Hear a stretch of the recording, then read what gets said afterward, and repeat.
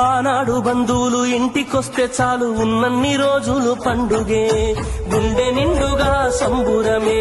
ఆరు బయట నులక మంచంపై పడుకొని కబురులెన్నో చెప్పుకుంటుంటే మనసు నిండుగా సంతోషమే.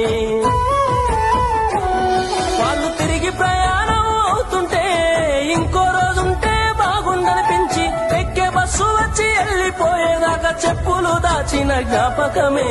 బరువైన గుండెతో బాధపడేది కన్నీళ్లతోనే సాగనంపేది, బరువైన గుండెతో బాధపడేది కన్నీళ్లతోనే సాగనంపేది. ఆనాటి ప్రేమలు ఏమాయరో, బంధాలు బంధుత్వమెటువాయరా. డబ్బు బంధాలే మిగిలేనురో, మనుషులే దూరమయ్యేనురా.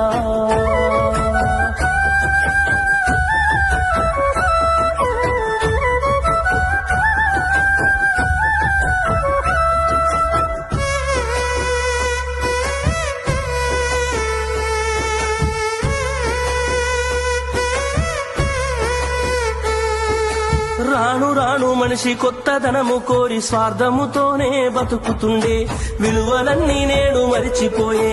అయిన వాళ్లతో అనుబంధమంటే మొక్కుబడులుగా మారిపోయే, రక్త సంబంధాల ఉనికి మంట గలిసే. ఒకటే ఊరిలో ఉంటున్నా ఏడాదికోసారి కలుసుడాయే, ధనవంతులుగా కొంత మారిపోతే నిరుపేద బంధువుల మరిసిపోయే. డబ్బున్న వాళ్లకు ఒక తీరు మర్యాద, నిరుపేద బంధువులకింకొక మర్యాద. డబ్బున్న వాళ్లకు ఒక తీరు మర్యాద, నిరుపేద బంధువులకింకొక మర్యాద. ఆనాటి ప్రేమలు ఏమాయరో, బంధాలు బంధుత్వమెటువాయరా. ఆనాటి ప్రేమలు ఏమాయరో, బంధాలు బంధుత్వమెటువాయరా.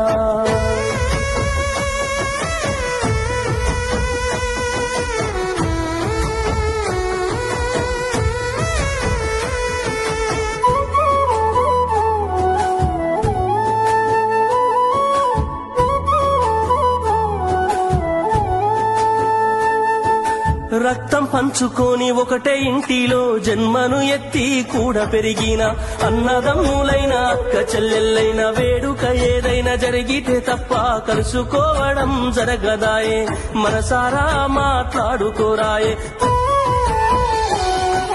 భోజనాలకు గంట ముందు వచ్చి పని ఏదో ఉందన్న సాకుతోటి మొక్కుబడిగా భోజనం అయిన వెంటనే ఉంటామంటూ వెళ్లిపోవుడాయే. కనతల్లిదండ్రులను పలకరించే తీరిక లేని సంపాదనాయే, కనతల్లిదండ్రులను పలకరించే తీరిక లేని సంపాదనాయే. ఆనాటి ప్రేమలు ఏమాయరో, బంధాలు బంధుత్వమెటువాయరా. డబ్బు బంధాలే మిగిలేనురో, మనుషులే దూరమయ్యేనురా.